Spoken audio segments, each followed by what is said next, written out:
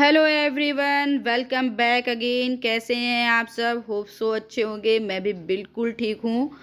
ये मॉर्निंग का टाइम है, सुबह के 5 बज रहे हैं और आप सबको सुबह की राधे राधे।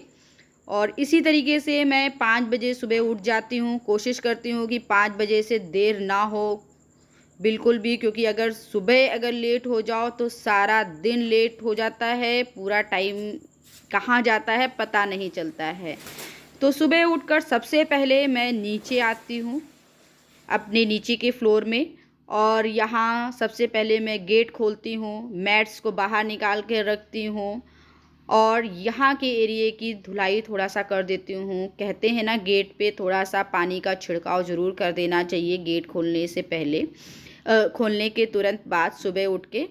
और इतना तो पॉसिबल नहीं होता है कि पूरे घर में सुबह उठ के झाड़ू मारूं, तो नहीं होता है। तो जैसे मैं कभी कुछ चीज़ किसी सत्संग में कैसा भी सुन लेती हूँ ना, तो उसे फॉलो करने की पूरी कोशिश करती हूँ। तो सबसे पहले मैं गेट खोलती हूँ। गेट खोलने पर अपने किचन में जो थोड़ा सा जल भर के रखती हूँ ना, तो उससे गेट पर थोड़ा छिड़काव कर देती हूँ। और ये जो पानी से मैं धुलाई कर रही हूँ ना, ये मेरे आरओ का निकला हुआ पानी है, वेस्ट पानी। यही रात को हस्बैंड बाल्टी में भर के रख देते हैं, तो सुबह मॉर्निंग में मैं इसकी धुलाई कर देती हूँ। इतना काम करने के बाद अपना मंदिर का पर्दा मैं खोल देती हूँ। खोलने के बाद में अपने लिए गर्म पानी बनाती हूँ और बस फ्रेश होने के लिए जाती हूँ। गर्म पानी थोड़ा सा मैं ढक के रख दूँगी, तब तक ठंडा नहीं होगा, और इतनी देर में फ्रेश वगैरह होके बस पानी अपना लेके ऊपर छत पे चली आती हूँ। और ये मेरा छत का देखिए नज़ारा है। आराम से यहाँ पर बैठ के मैं अपना सिप सिप करके पानी पीती हूँ, थोड़ा सा योगा वगैरह करती हूँ। और आप लोग सोच रहे होंगे ना, ये कहाँ है बैठी हुई हूँ। तो असल में ये मतलब छत पे जो जाल पड़ा रहता है वेंटिलेशन के लिए, वो है। और इस पे हम लोगों ने अभी टीन शेड जो डालता है फाइबर का, वो नहीं डलवाया है। तो ये कुछ मार्बल्स और ग्रेनाइट हमारे घर में जब काम हो रहा था तब बचे हुए थे। तो फ़िलहाल के लिए मैंने इस तरीके से ईंटों पे करके रख दिया है, जिससे वेंटिलेशन भी प्रॉपर हो और थोड़ा सा ढका भी रहे, और इनका यूज़ भी हो गया किसी ना किसी तरीके से। अभी इतना पॉसिबल नहीं हुआ टीन शेड वगैरह डलवाने के लिए, भी काम कुछ ना कुछ बाकी। देखिए, मकान जब बनता है ना, तो कुछ ना कुछ काम पेंडिंग पड़ा ही रहता है। और यहाँ सूर्य भगवान निकल आए थे, मैंने उनके दर्शन भी आपको कराए। बस थोड़ा सा योगा वगैरह किया, वॉक करा, और उसके बाद में मैं नीचे उतर आई। और लगभग इस समय टाइम हो रहा था 6:30 बज चुके थे। और 6:30 बजे बच्चे भी नीचे आ जाते हैं, तैयार व्यार होते हैं, अपना ये छोटी वाली पूजा करती है, तो ये तो आ ही जाती है 6:30 बजे। और यहाँ पर इसको मैं तैयार कर रही हूँ ना, इन दोनों बहनों की थोड़ा सा लड़ाई हो गई सुबह सुबह नहाने धोने के चक्कर में। तो उसी को मैं समझा रही हूँ, हस्बैंड भी समझा रहे हैं कि दीदी है, जवाब नहीं दिया करो। ये थोड़ा सा तेज है, तो ये जवाब दे देती है, या कोई बात होती है ना, होता है ना बच्चों में थोड़ा सा, अभी बचपना है, आप कुछ भी कह लीजिए। तो उसी को मैं समझा रही थी कि देखो, अभी भी ना मौसी लोग हैं ना, मैं सबसे बड़ी हूँ, अभी भी मौसी लोग मुझे कभी जवाब नहीं देती। अगर कोई बात हो जाती है तो मैं तुरंत उनको मना कर देती हूँ, तो वो तुरंत बात मान जाती हैं। तो समझा बुझा के बच्चों को स्कूल भेज दिया, और ये टाइम था करीब 7:15 बजे का। हस्बैंड बच्चों को छोड़ने गए हैं। और ये रही मेरे रूम की हालत।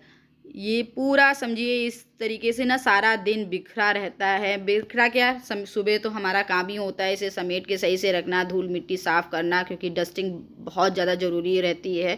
क्योंकि अभी सोसाइटी पूरी बन रही है, तो डस्ट इतना आ जाती है कि पूछो मत। और मेरा थोड़ा आदत है ना सुबह इस तरीके से गेट वगैरह खोल देने की, और शाम को थोड़ा गेट वगैरह खोल देने की। तो इसका भी फ़र्क पड़ता है, क्योंकि मैं एकदम से बंद बंद में नहीं रह सकती। कुछ ना कुछ मुझे घुटन बहुत होने लगती है, उलझन होने लगती है। तो मैं सुबह शाम तो ज़रूर अपना गेट खोल देती हूँ।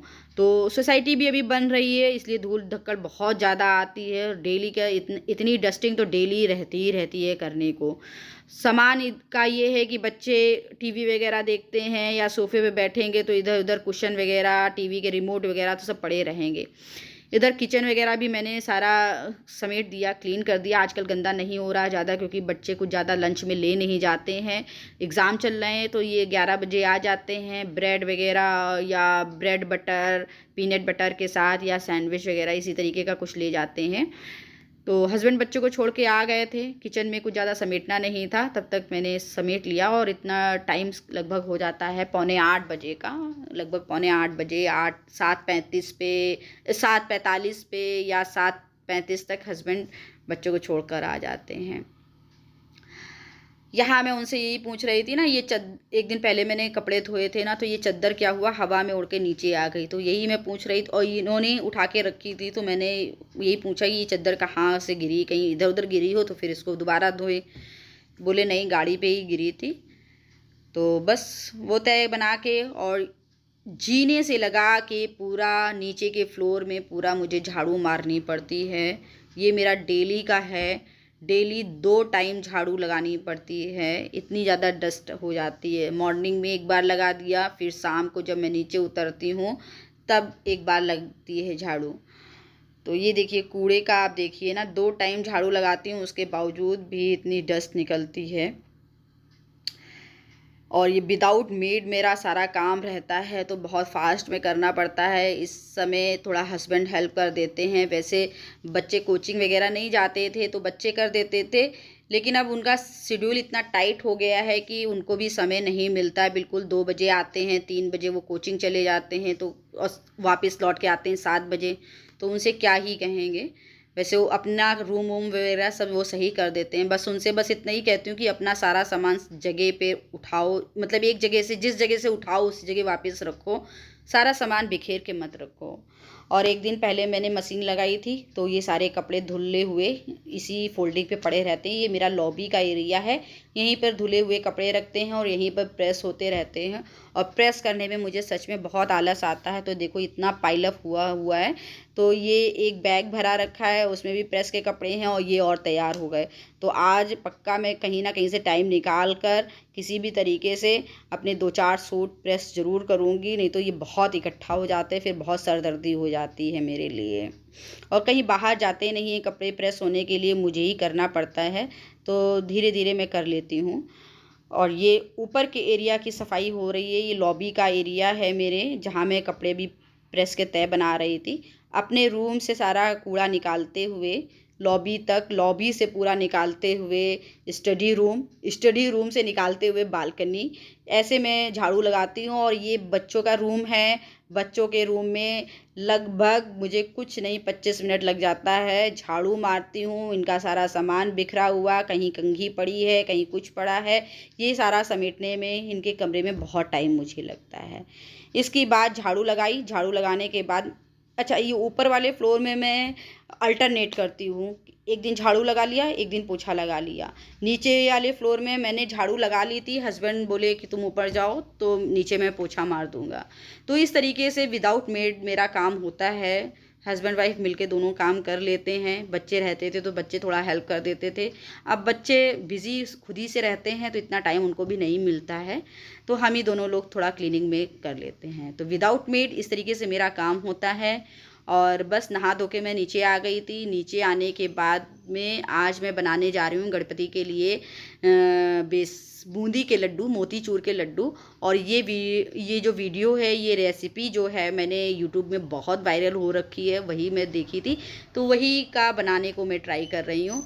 और यकीन मानिए बहुत बढ़िया लड्डू बने थे और विदिन 15 मिनट में बन गए थे लड्डू, और बहुत ही अच्छा बन गया था। आप इसके मोदक भी बना सकते हैं, लड्डू भी बना सकते हैं, जैसा भी हो। और इस तरीके से बेसन का घोल बना के मैंने इसको कढ़ाई पे गरम तेल में फैला लिया था, फिर चाशनी बनाई और बूंदी बनाई। आप देखिएगा यूट्यूब में बहुत सारे वीडियो इस तरीके के पड़े हुए हैं और बहुत अच्छे लड्डू बन गए थे। और आप भी रेसिपी को ट्राई करिएगा ज़रूर। तो आज का मेरा सुबह का रूटीन मैंने आपके साथ शेयर किया। होप सो आपको अच्छा लगा होगा, और अच्छा लगा तो प्लीज़ चैनल को लाइक और सब्सक्राइब करिए। और इसी के साथ रेसिपी को फुल ज़रूर देखिएगा, और इसी के साथ वीडियो को एंड करेंगे, क्योंकि मुझे अभी करनी है पूजा। यही मेरा टाइम रहता है, मतलब 9:30 इस समय बज चुके हैं, 9:30 से ज़्यादा ही हो गया है, क्योंकि अभी मुझे ये भगवान जी का भोग बनाना था। और अगर नहीं बनाना, भगवान जी का भोग डेली तो नहीं बनता है, इस समय गणपति मैंने रखे हुए हैं तो भगवान जी का भोग मैंने बनाया। और नहीं तो इस समय मैं पूजा कर रही होती हूँ, फिर पूजा के बाद नाश्ता।